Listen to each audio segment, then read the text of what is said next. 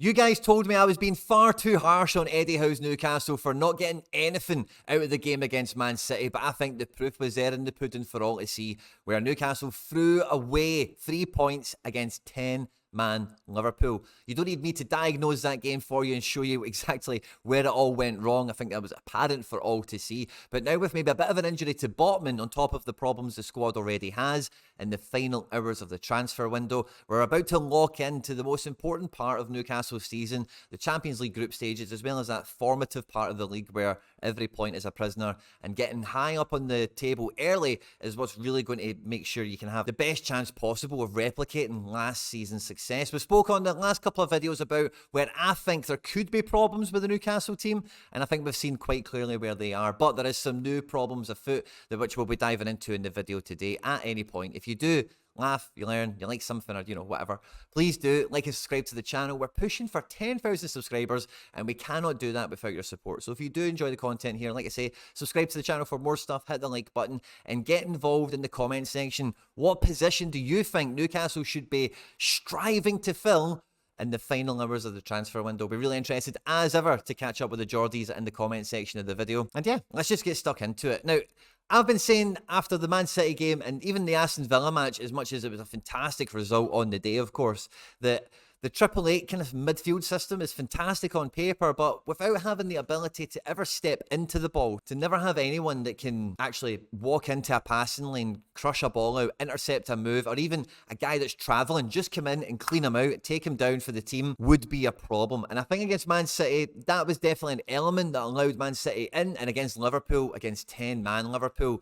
If you watch the goals back again, you'll see there's just nobody in the Newcastle team that is able to confront and, actually meet the ball from a front-facing position. Everyone is always in a constant state of recovery because the back four has to retreat back to the box, and that midfield three, it's their job, it's their duty, it's their suicide squad mission to cover every blade of grass together as a three and do everything together, defend and attack. And with the injury to Sven Botman, I don't think he's going to be too likely to be a starter against Brighton. Maybe he will, maybe he won't. But I'm always quite keen when I'm looking at any type of elite squad to try and stress test it as much as possible. And if I was to think, given Lascelles' off-field antics, let's call it, and Botman's, he's got a bit of a hamstring injury, these things, even if they are minimal, aren't like a 1 or 2 day turnaround thing, maybe a week or so, So I wouldn't expect him to play in this game. And I think as soon as you move Burn into centre-back here, you play Target, or even Hong, the big money signing obviously from Chelsea, and we go with a half Geordie defence here. It still looks fine. Trippier is still the man. Schär can still do his job. We all know what Pope brings.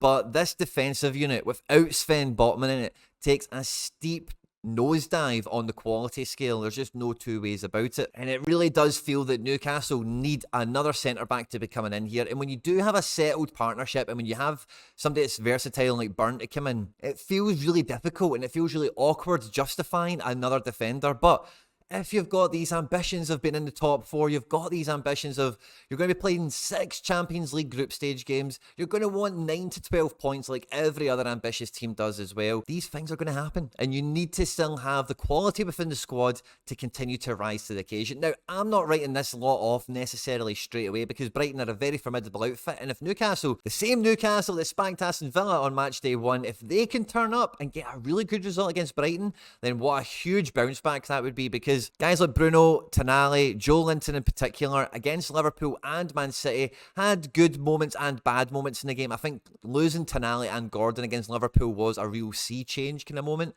But either way, all 3 of them have been breaking their back, and they've had different ranges of success and failure in different games. And after, especially the Liverpool game, it's going to be a real test of character in this midfield to see if they can still do that same job they've been doing for the first 3 matches to the same degree they have been against a Brighton team that's just not going to make that very easy for them to do. I've been wildly impressed with Anthony Gordon over the first 3 games. I really have. I think that England under-21 campaign for him in the summer has done him the world of good. I hadn't seen much of him last season, to be quite frank with you, but I was watching him at the weekend and I was thinking, if this guy was Brazilian, honestly, like if he was called Bruno Guimarães and he was doing all these things, and he was called Joe Linton, then he would be put in the categories of like Neymar and those kind of guys in terms of prospect and prestige and whatever. The guy's got some swagger about him. He's a real talent and he doesn't shy away from the big games as we've seen already. He's been a really important part of Newcastle's attack, and I think he's a guy that, I've really enjoyed watching so far, and I hope he continues to have a really good season. And similarly, if I can go, I'm kind of going away before I can kind of finish what I'm talking about here, but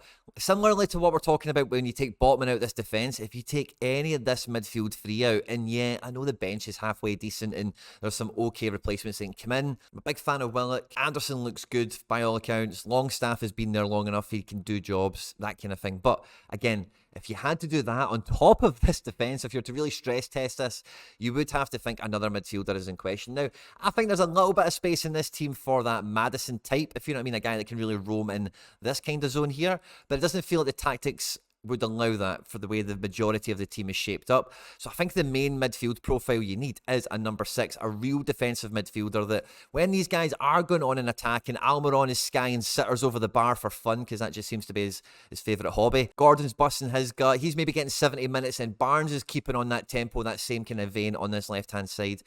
Isak and Wilson seems to be doing pretty fine, but again, I do stand by what I said pre-season that somebody else, a better striker, would have probably made a difference in that Liverpool match especially. But when you can give these guys the same freedom we've been giving them in attack and the same quality of midfield support that they can actually go on and hurt teams in transition, go on and attack, make third man runs, play each other in, that kind of thing. But when the ball does turn over, if an opposition player is going to try and carry it, they're going to win the ball off a Jolant and then try and move into a little bit of space to try and play a pass into a wide position or another attacker or whatever.